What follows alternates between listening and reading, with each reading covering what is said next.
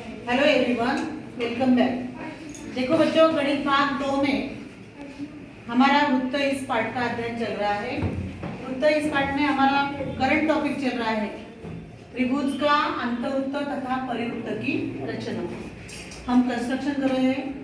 दिए गए त्रिभुज में आपको उसका अंतवृत्त खींचना है और परिवृत्त खींचना है। सबसे पहले हम त्रिभुज के परिवृत्त की रचना करेंगे। उसके लिए हमें जो सवाल दिया गया है, प्रश्न संग्रह 6.3 का, प्रश्न संग्रह 6.3 का क्या सवाल है देख लो। यहाँ पे त्रिभुज PQR के परिवृत्त की रचना कीजिए। त्रिभुज PQR के परिवृत्त की रचना कीजिए। कोण P बराबर 70 अंश, कोण R बराबर 50 अंश और आधार QR बराबर 7.3 सेंटीमीटर। यानी कि आपको आधार दिया और आधार के लगत के कोण दिए, सॉरी आधार QR दिया है, आधार के लगत का सिर्फ R कोण दिया है, आपको Q नहीं दिया है, आपको P दिया है। ठीक है, अभी सबसे पहले हम आधार खींच लेते हैं। कितना दिया है आपको आधार? 7.3 यानी कि 7.3 सेंटीमीटर का हम आधार खींच लेते हैं। स्केल के सहायता से हम 7.3 सेंटीमीटर का आधार एक खींच लेंगे। ये मैंने 7.3 का एक आधार खींच लिया है, 7.3 सेंटीमीटर। तुरंत उसका आधार का नाम देना है QR। अभी हमें R कोण दिया है, कितना है? 50। लेकिन हमारे पास आधार Q का माप नहीं है क्या आपके पास? नहीं है। ओके, तो हमें Q और R हो गए तो हम त्रिभुज निकाल पाएंगे। जैसे हमने R का किरण खींचा तो हम P बिंदु कहाँ ले सकते हैं? नहीं ले सकते ना। जब दो किरण एक दूसरे को प्रतिच्छेद करेंगे तब उसके पूर्व हम कच्ची आकृति बना लेते हैं। यहाँ पे कच्ची आकृति में ये हमारा QR आधार हो जाएगा, क्योंकि कंस्ट्रक्शन में कच्ची आकृति जरूरी है। तो ये जो अगर हमारा त्रिभुज होगा इस तरह से, तो ये होगा ये P बिंदु Q और R। उसमें से हमें R दिया है 50 डिग्री और ये दिया है 7.3 सेंटीमीटर। लेकिन हमारे पास Q है क्या? नहीं। अगर हमने ट्राई भी किया, QR खींचा, फिर R किरण खींचा, R किरण कितना भी लंबा खींचा, लेकिन हमें P बिंदु कहाँ लेना है समझ में नहीं आएगा, क्योंकि हमारे पास क्रॉस दूसरा किरण नहीं होगा। और P बिंदु लेने के बाद ही हम P का कोण खींच सकते हैं। तब तक तो हम P का कोण खींच नहीं सकते कि नहीं। तो उसके लिए हमें Q कोण ही जरूरी है। यदि P 70 अंश है तो आपको Q का माप निकाल सकते हैं आप लोग, क्योंकि त्रिभुज के तीनों कोणों का मापों का योगफल 180। त्रिभुज के तीनों कोणों का मापों का योगफल 180 अंश है। कितना है? 180 अंश, राइट। अगर ये 50 है और ये 70 है, 70 और 50 120। 180 में से 120 गए, कितना हुआ? 60। ये मिल जाएगा हमें 60। ये आपने ओरली कर लिया है, आपको कैलकुलेशन में करना है। कोण P प्लस कोण Q प्लस कोण R बराबर 180 अंश। 70 प्लस कोण Q प्लस 50 बराबर 180। 70 और 50 हो गए 120 और देयरफॉर कोण Q बराबर 180 माइनस 120 बराबर कितने आए? 60 अंश। कितने आए? 60 बराबर 60। इस तरह से हमने Q कोण को निकाल लिया। तभी हमें माप कोण Q का दिया नहीं था, फिर भी हमें मिल गया कोण Q बराबर 60 अंश। हमने त्रिभुज का तीनों कोणों का योगफल का आता था। तो आप कभी कभी क्या करते हैं बच्चे, जल्दी जल्दी में Q का माप 70 ले लेते हैं।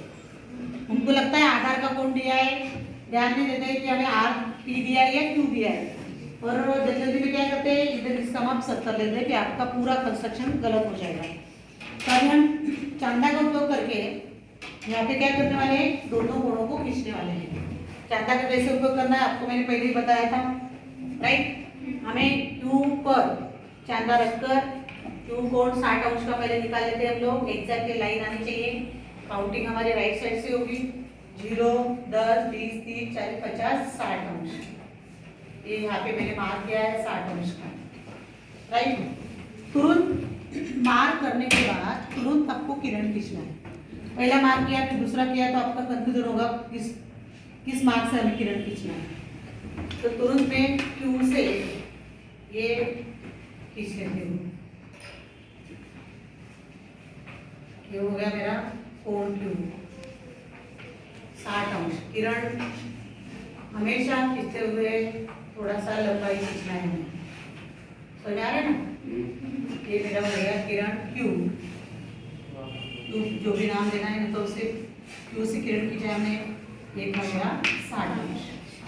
अभी हमें R किरण को खींचना है जो पहले वाले किरण को प्रतिच्छेद करेगा। R कोण खींचकर उससे किरण खींचेंगे।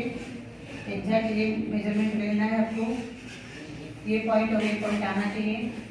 और काउंटिंग अभी हम लेफ्ट से करेंगे, 0, 10, 50 कितना हुआ यहाँ पे 50 अंश, कितना हुआ 50 अंश। वापस इससे किरण खींच लेंगे यहाँ से R बिंदु से, जो पहले वाले किरण को प्रतिच्छेद करने वाला है कहीं पे, जो कहाँ पे करेगा देखते हैं हम लोग।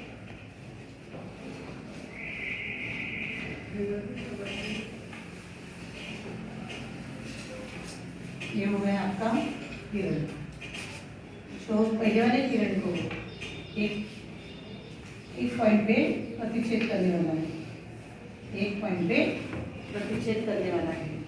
ओके,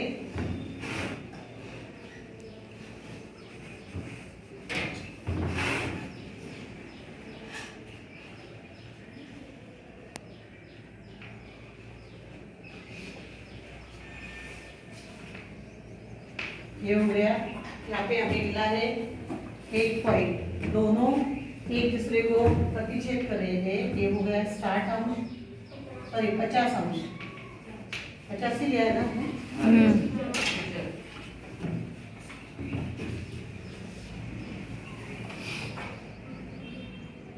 राइट, 50 अंश।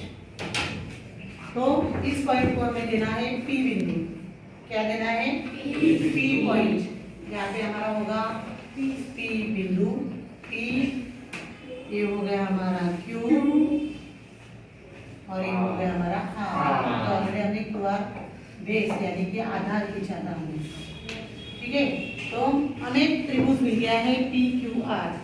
इस त्रिभुज का हमें परिवृत्त खींचना है। परिवृत्त खींचने के लिए हमें क्या लगता है? कोई भी दो भुजाओं का लंब समद्विभाजक। तो मोस्टली हम आधार और दोनों में से एक भुजा लेते हैं। तो पहले हम आधार का लंब समद्विभाजक खींच लेते हैं। लंब समद्विभाजक की रचना पता है आप सबको?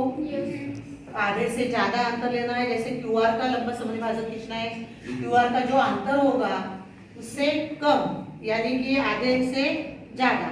आधा नहीं चाहिए, आधे से कम नहीं चाहिए, आधे से ज्यादा थोड़ा लेना है, यानी कि पौना।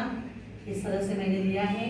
नीचे की ओर चाप हल्के हाथ से करना है, ऊपर की ओर हल्के हाथ से करना है, क्योंकि वो डार्क किया तो आपके जो भुजाएं खींची आपने उसमें समझ में नहीं आएगा कि कौन सा क्या है।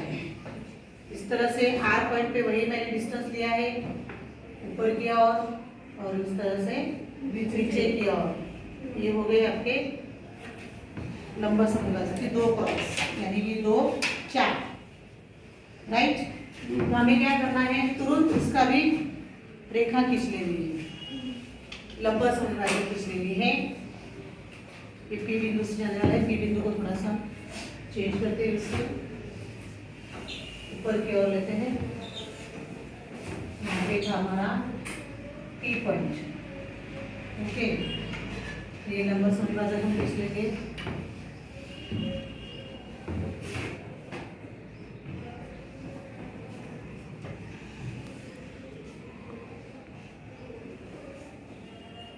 जो एग्जैक्ट QR को लंब होगा,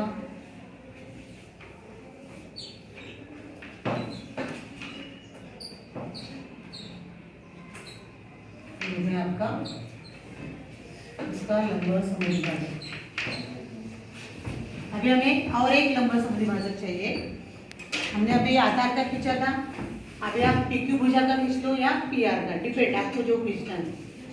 मैं अभी PQ का खींच रही हूँ। Q पॉइंट पे वापस में राउंडर रखूंगी। ये मेरा पूर्ण अंतर है, पूरा अंतर इतना है, इससे मुझे कम करना है। ज़्यादा भी नहीं, आधा भी नहीं करना है, आधे से कम भी नहीं करना है। हल्के हाथ से मैंने यहाँ पे एक चाप मारा, यहाँ पे एक चाप मारा। चाप थोड़े बड़े मारने हैं। यहाँ पे एक मैंने दूसरा चाप खींचा, इसको क्रॉस करने वाला, और इस तरह से दूसरा चाप इस बाजू से पी बिंदु से मैंने यहाँ पे एक चाप खींचा जो पहले वाले चापों को क्रॉस कर रहा है, प्रतिच्छेदित कर रहा है। वहाँ से भी प्रतिच्छेदित। तो कहाँ पे मिल रहा है? देखो अभी इतना कंफ्यूजन हो रहा था, इधर का समझ में आया, लेकिन इधर समझ में नहीं आ रहा था। यहाँ पे राइट। इसलिए चाप हमेशा हल्के हाथ से खींचना है तो आपको समझ में आएगा कि क्या है। तो इसको हमें जोड़ देना है, दोनों प्रतिच्छेदित चापों को, बिंदु को हमें जोड़ देना है।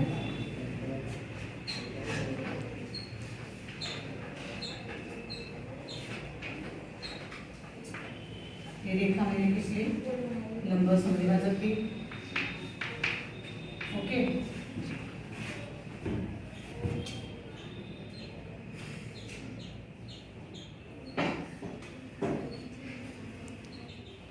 राइट।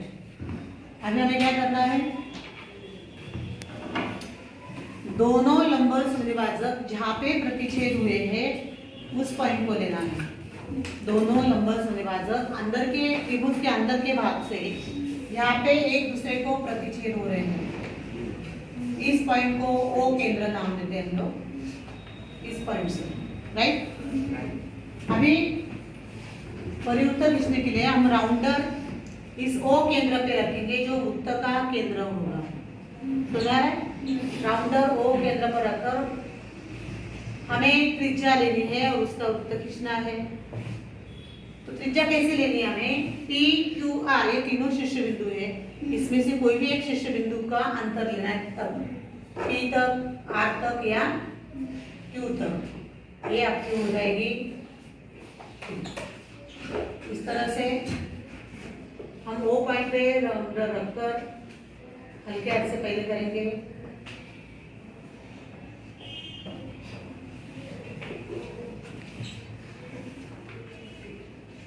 पी या आर बिंदु पर रखकर हमें तीनों शीर्ष बिंदु से जाने वाला, तीनों शीर्ष बिंदु से जाने वाला वृत्त हमें खींचना है।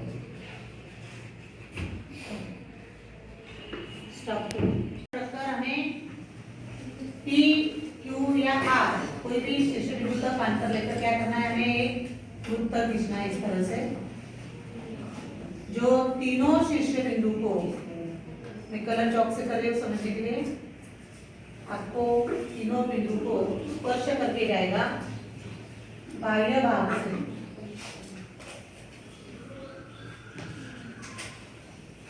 ये हो गया आपका परिवृत्त।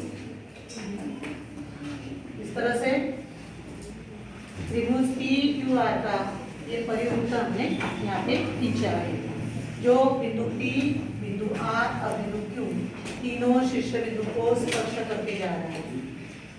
परिवृत्त का केंद्र ये O है, यहाँ पे जो PQ भुजा और QR भुजा का लंब समद्विभाजक का प्रतिच्छेदित बिंदु है, और वो बिंदु को केंद्र मानकर हमने शीर्ष बिंदु P तक अंतर लेकर वृत्त खींचा है। तो इस तरह से आपको रचना करनी है, सभी स्टेप बाय स्टेप आपको जाना है, और दिए गए त्रिभुज, कोई भी त्रिभुज होगा तो इस तरह से उसकी परिवृत्त की रचना करनी है। Thank you.